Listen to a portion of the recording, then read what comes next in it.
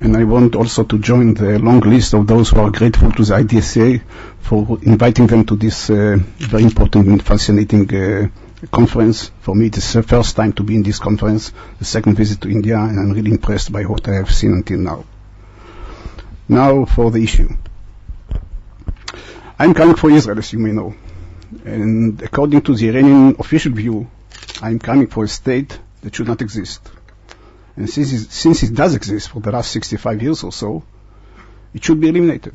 Or in the voice of President Ahmadinejad, it should be wiped off the map. And I'm saying that not in order to be provocative.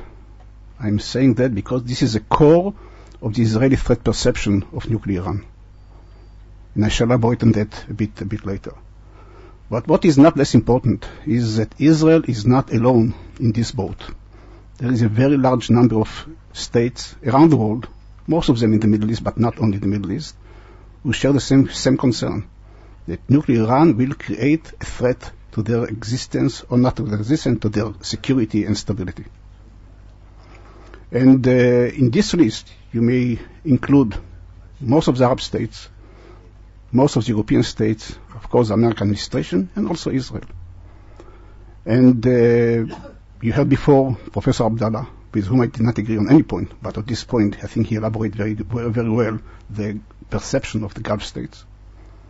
And moreover, I don't know whether Israel has ever asked the American administration to carry out a military operation against the Iranian nuclear sites. But we do know from the WikiLeaks documents that a number of Arab leaders, all of them from the Gulf, above all King Abdullah of Saudi Arabia, have approached the American administration during the last few years and asked the administration to do everything possible in order to stop Iran before it goes nuclear, even by the use of military force. I think this is the essence of the threat perception of these countries. I shall elaborate on the meaning of this threat a bit later, but now I want to deal with four main questions, key questions in my judgment, of the Iranian nuclear issue. I want to discuss whether, if Iran really wants a bomb, why? Secondly, what is the timetable needed to reach the bomb? Third, can Iran be stopped before it acquires the bomb? And then, what happens if Iran will get the bomb eventually? So first, the question of, does Iran really want the bomb?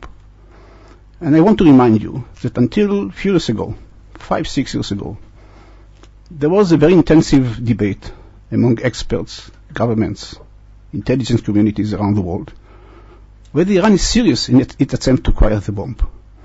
And many experts, even in Israel, suggested that Iran has neither the capabilities or the intentions to get the bomb. This debate is over for the last years. It is over because we know today so much about the Iranian nuclear program, not only from classified material, but also for unclassified material, that it should leave no room for any doubts with regard to the intentions and the capabilities of the Iranians with regard to the bomb. It is clear now that Iran is making a major progress, intensive progress, toward the bomb. And there is more or less agreement about that. Very few, if at all, would agree with the Iranians that the nuclear program is aimed only at peaceful civilian needs. Almost nobody would believe the Iranians. I was during the last 2 years in China and in Moscow, in Beijing, Moscow. And I met with leading experts of both countries. I did ask them to what extent they do believe the Iranians that they are not serious, that don't have any intention to produce a bomb. In both countries, I did hear the same answer. No, we do not believe the Iranians. They are cheating. So I did ask them, why don't you join the Americans and the European governments in imposing more severe sanctions on Iran? They said this is a different matter, because we don't believe in sanctions. But they do not believe the Iranians. So this is one thing that is agreed upon on everything. There is also an agreement about the timetable. Today, for the last 2 or 3 years, there is a general agreement among leading intelligence communities in the Western world at least, I don't know about Russia or China, that Iran technically, I emphasize technically, can reach the first bomb within something between 6 months and 1 year. This is the time needed on the basis of what has been achieved in this nuclear program of Iran to reach the first bomb. And there is also agreement about another element, which is at this moment, and I emphasize at this moment, probably or there is no indication that Iran has decided already to break out for the bomb. Iran is waiting. How long it's going to wait, nobody knows. Perhaps tomorrow morning they might make a decision to break out. But they're waiting for two reasons. One is to choose the optimal timing for this breakout. The timing in which they will pay the lowest price for this breakout. And they want to minimize the penalties that they're going to face in case of breakout. So this is one reason. Second reason is perhaps even more important. Because Iran wants not just one bomb. One bomb is meaningless operationally. What Iran wants is an operational arsenal of bombs, which will have at least, I would say, 8 to 10 bombs. This is operational arsenal of nuclear weapons. And therefore what they are doing now, they are developing various nuclear capabilities that will allow them, whenever this decision is made, to break out for a number of bombs, not just one, which will give them this desired target of operational nuclear arsenal. So this is Iranian behavior at the moment. Waiting, making any efforts to enlarge this nuclear program, and waiting for the right moment. When this right moment will be, nobody knows. At least I don't know at least. So this is the second question. And the third question is, can Iran be stopped before it goes nuclear? And as you know, and this is the most important debate today about nuclear Iran. And as you know, there are two ways to stop Iran.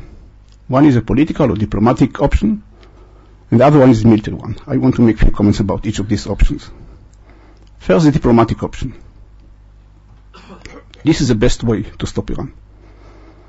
Everybody prefers this way, including the American administration, including the Israeli government. There is no exception to this rule.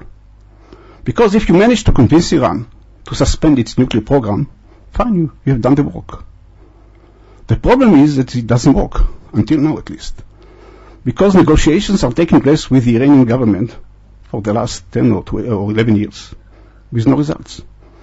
With no results because the Iranian government wants a bomb. All the rest is tactics. And they are skillful in conducting these tactics. They are trying to gain time by negotiations, they are cheating, they are evading, and there is no progress, therefore. And today, therefore, there is also an agreement among leader governments, including the Russian and Chinese government in principle, that what is needed in order to advance the diplomatic option is sanctions, economic sanctions. And this is the reason why the Russian and Chinese government joined 4 times the Western governments in the UN Security Council in imposing a series of sanctions on Iran. The problem was, or is, that these sanctions are not painful enough. And until now, the Iranians, which are expert on dealing with sanctions since the revolution, in fact, were not impressed very much by these sanctions. During the last year, especially since the summer of last year, the situation is different. Because Western governments, both European and American governments, decided to increase the pressure by imposing much more painful sanctions on Iran, by touching the most severe and most sensitive aspect of the Iranian economy: oil sector, banking, insurance. And in this new wave of sanctions of the last 6 or 9 months is really painful now, for the first time. And everybody in Iran does feel now the sanctions. The government, economic organizations, and them in the street. There is no doubt they are felt, well felt in Iran. The point is that until now, until this morning at least, there is no change or basic change in the Iranian approach. They are trying to be more flexible. They are willing to resume the negotiations, which, as I said, until now have not brought any results. They are indicating that they might be willing to compromise on some marginal issues, but they want to keep the capabilities to continue with the enrichment program, in other words, to continue their effort to achieve the bomb whenever they decide to do so. This is a basic Iranian approach. The question is to what extent this sanction will be more effective in the coming future. And I don't have a good answer. In my judgment, the Iranian regime has decided not to give up, to suffer, to face economic distress, and to continue with the nuclear program, because it's very important for them. For them, it is a national project. The question is, whenever a change will take place in this position. And I don't know. I would say perhaps two conditions might change the Iranian mind on this question. One is, if they start to understand, if it happens at all, that the external pressures, which is the sanctions, will try to create domestic pressures, domestic unrest inside Iran, because the main street starts to feel these sanctions, as I said. So this is one condition. The other condition is, if the Iranians will come to the conclusion that if they're not going to cooperate and to be more cooperative significantly, they are going to face a military operation. At this moment, none of these two conditions exist. I don't know what will happen tomorrow morning. So this question is now open for the future. How long it's going to take, nobody can tell. And this brings us to the other option, the military option. I don't have to say, perhaps, this is a very difficult, complicated, perhaps dangerous, problematic option. There should be no doubt. It is not a children's game. It cannot be even compared to the Israeli operation against the Iraqi nuclear site in 1981. These are very different cases. And it should be clear. Success is not guaranteed. But there are two governments who take into account this option. Only two governments, I should say. The American administration and the Israeli government. There is no third government who is willing to support, not to speak of participating in such an operation. They are opposing it, in fact. All the other governments. But the Israeli and American administrations are saying all the options are open, all the options are on the table, including the military one. And the American President Obama said a couple of months ago, he's committed to prevent Iran from getting the bomb. He's not from containment. Containment means to stop Iran after it gets a bomb. So he is committed to prevent Iran from getting the bomb. So does Israel. And the big question is, will a military operation will be carried out in the coming future? I have no idea. I don't know what the Israeli government will decide. I don't know what the American administration will decide. I don't know whether they know how they're going to decide at this moment. But this is an open option, as I say. It is difficult because you have to answer a very long series of very difficult questions. What are the military capabilities, operational capabilities? What kind of intelligence you have in order to carry out such an operation? How will the Iranians react? And I'm sure they will react to such an operation.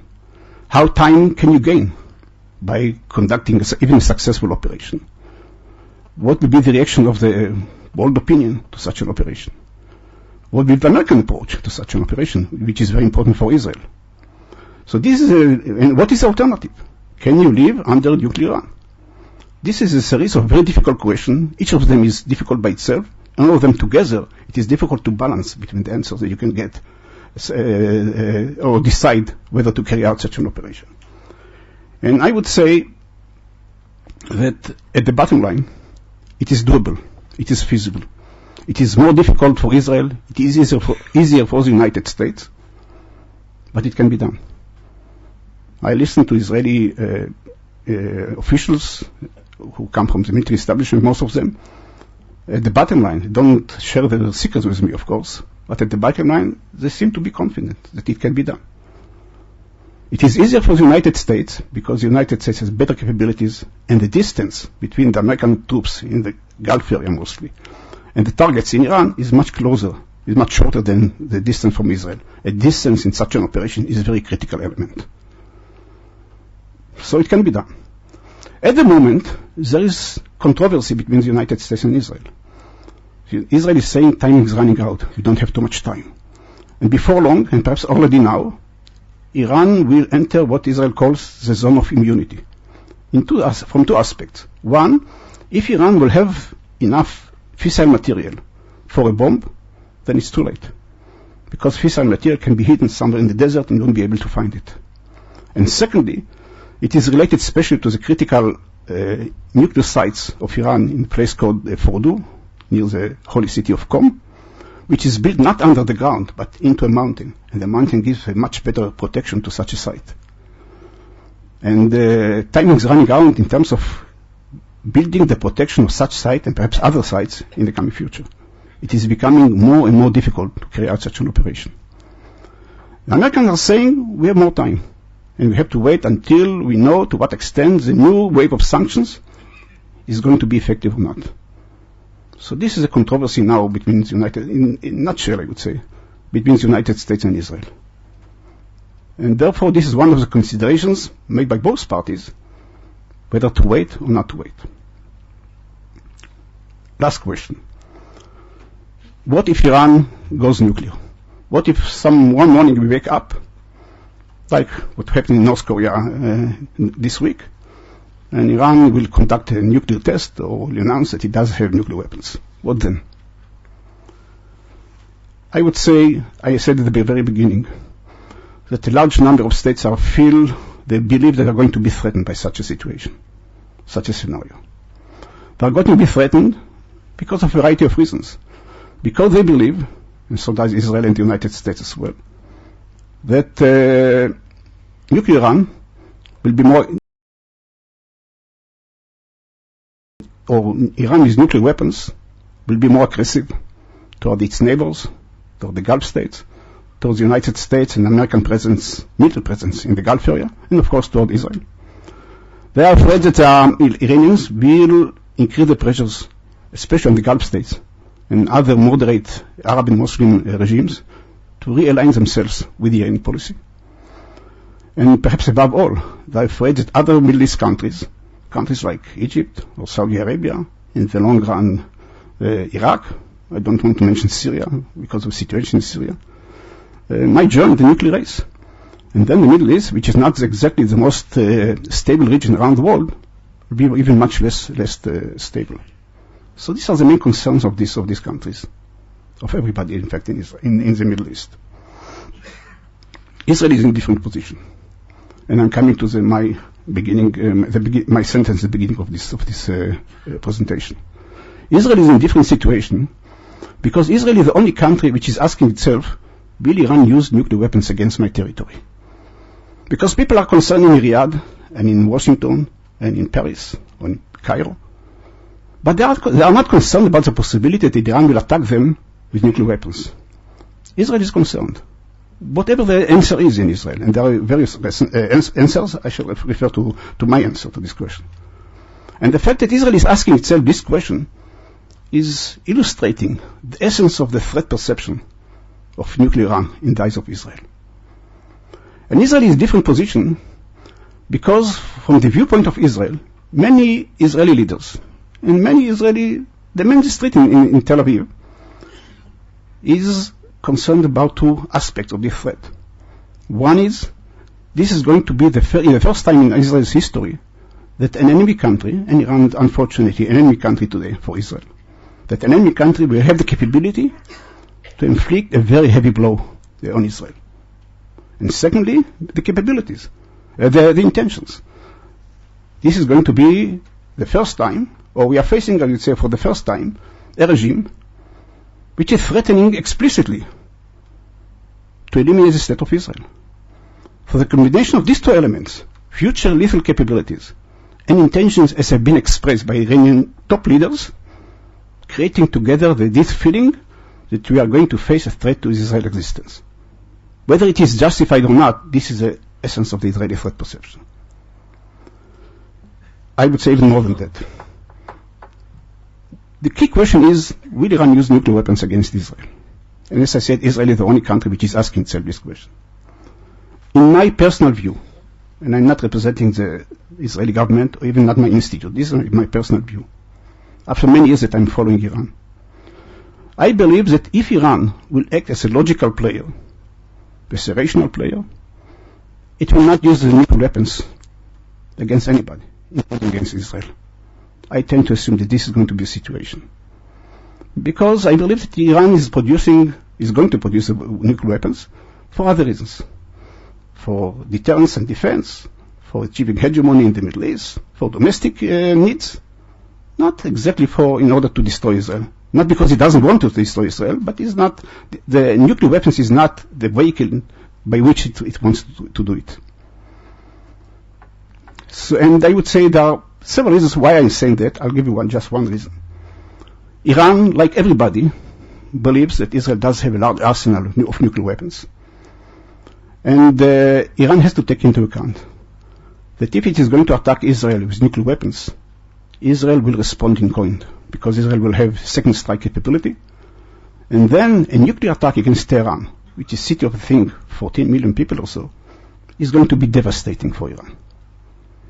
And I think that even fundamentalist, radical regime in Iran, which is hating Israel, is not crazy enough to do it. This is the reason why I think logically, and I emphasize logically, Iran will not do it. Having said that, I want to raise 3 reservations. And with this I want to conclude my presentation. 3 reservations. First, what I judge as the assessment that I just suggested to you is a pure assessment. It is not based on facts, because we don't have any facts to support it. Because the Iranians are denying, of course, any intention to produce nuclear weapons, and therefore they are not giving any indications how they are going to behave once they get the weapons. What will be the future nuclear policy? So it's pure assessment. And I can tell you, I wrote my PhD dissertation on intelligence failures, surprise attacks. And I can tell you something about the failure of strategic assessment. And the big question is, to what extent the Israeli government will be ready to base the future of the Israeli people, of the state of Israel, on pure assessment, which is not supported by facts. So this is one reservation. Second reservation is, as I said, I'm completing it. Second reservation is, I'm following Iran, as I said, for many years. But until now, I don't have a good answer to the question, what is the role of fundamentalist, radical, religious motivation in the decision-making? I don't have a good answer to this question. And I cannot rule out altogether the possibility that one morning the Iranian supreme leader will wake up and say, gentlemen, push the button, because this is the order of Allah. Can we ignore altogether this possibility? And finally, if Iran goes nuclear, we are going to have this in the neighborhood of the Middle East, 2 nuclear powers, Iran in the future, and Israel, as everybody assumes. But these 2 powers don't talk to each other. Not because Israel doesn't want to talk to the Iranians. It wants very much, because the Iranians don't want to talk to Israel. In such a situation, miscalculation, misunderstanding, misperception can play a major role and can bring about nuclear deterioration, even nuclear deterioration, between these 2 countries, even if nobody intends to do it. With this gloomy assessment, I want to conclude my presentation. Thank you very much.